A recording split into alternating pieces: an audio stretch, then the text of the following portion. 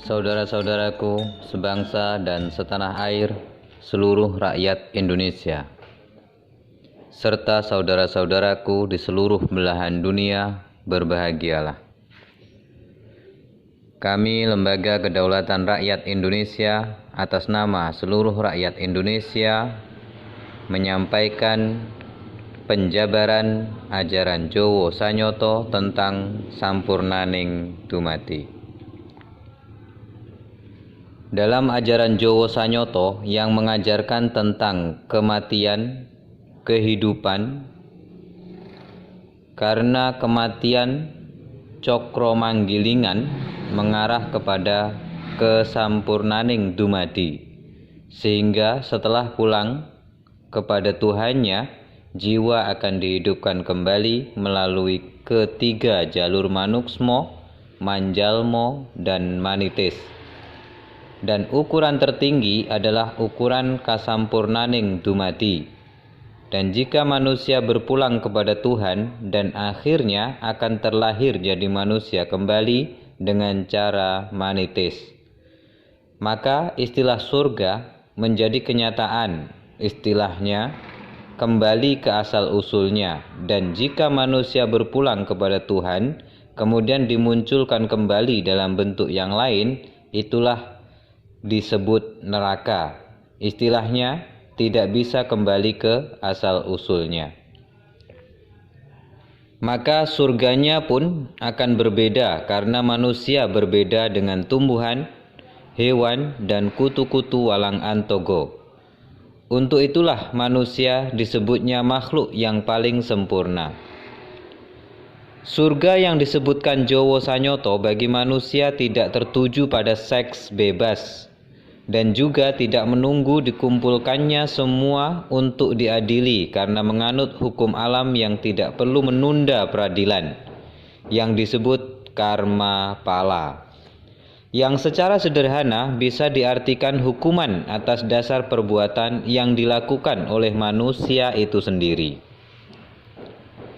Sedangkan hukum akhirnya setelah berpulang kepada Tuhannya, jika berpegang teguh pada aturan manusia yang bersumber dari kasih sayang dan tidak melanggar norma-norma kehidupan, akan kembali menjadi manusia. Jika perilakunya seperti tumbuhan, hewan, dan kutu-kutu walang antogo, dia juga akan berubah wujud menjadi tumbuhan, hewan, dan kutu-kutu walang antogo yang tentunya tidak diinginkannya. Jika peradilan harus menunggu waktu tertentu untuk dikumpulkannya secara logika, orang-orang terdahulu sudah pada tumbuh lumut dan orang pasti ingin lahir menjelang peradilan. Akhirnya masuk surga katanya, tapi bukan Jowo Sanyoto. Kemudian akan disampaikan apa itu neraka dan apa itu surga, dan akan disampaikan letak surga dan letak neraka secara pasti, yang selama ini hanya merupakan berita yang tidak ada kepastiannya. Baik kondisinya, tempatnya, tak seorang pun dapat memastikan karena itu hanya sebagai cerita. Ajaran Jowo Sanyoto itu adalah ajaran Jawa yang berdasar atas kenyataan. Jowo Sanyoto dalam bahasa Jawa maksudnya Jawa kang satuhu, tidak terselip ajaran-ajaran dari luar. Ajaran Jowo Sanyoto mengajarkan tentang sangkan paraning dumadi, adalah untuk memahami dari mana asal usul kita yang berkaitan dengan sampurnaning dumadi. Supaya orang tidak akan kebingungan pada saat kembali ke asal usulnya, maka yang disebut leluhur adalah orang tua, bumi dan angkasa, dan Sang Maha Hidup. Sehingga tanggung jawabnya untuk berbakti kepada leluhurnya.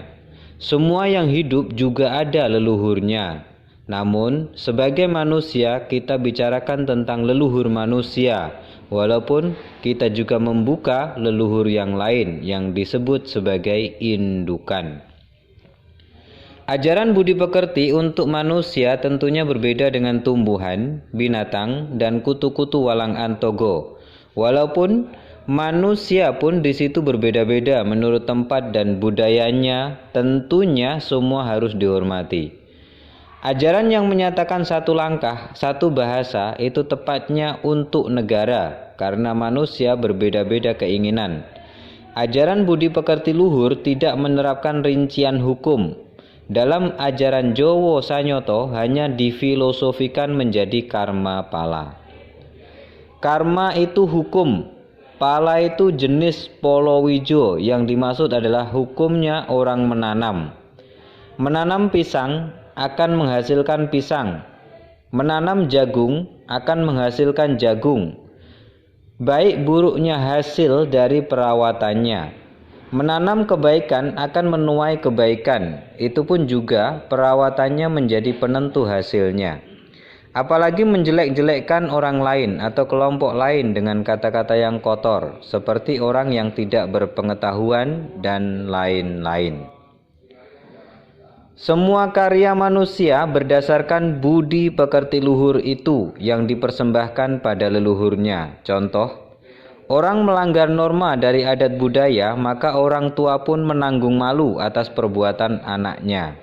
Misalnya, anak mencuri kambing tetangga, maka dirinya maupun orang tuanya akan menerima hukuman. Paling tidak malu terhadap pada semua tetangganya. Kalau masalah hukum, yang paling tepat adalah hukum negara, karena sanksi hukumnya telah dirinci, direncana, dan ditetapkan. Sedangkan budi pekerti luhur itu dimaksud supaya manusia tidak melanggar hukum dan selalu berbuat kebaikan sesuai dengan norma yang berlaku di wilayah itu. Hukum yang benar adalah hukum yang tidak bersifat transaksional atau denda, melainkan pembinaan terhadap pelanggar hukum. Apalagi sampai membunuh atau memotong sebagian anggota tubuhnya, jelas itu tidak benar. Karena hukum bersifat pembinaan. Mohon direnungkan karena ajaran yang diturunkan melalui orang tuanya tidak akan meminta jasa. Selamat merenung saudara-saudaraku sebangsa dan setanah air seluruh rakyat Indonesia, serta saudara-saudaraku di seluruh belahan dunia. Selamat berjuang, hak rakyat harus kembali. Merdeka! Lembaga Kedaulatan Rakyat Indonesia.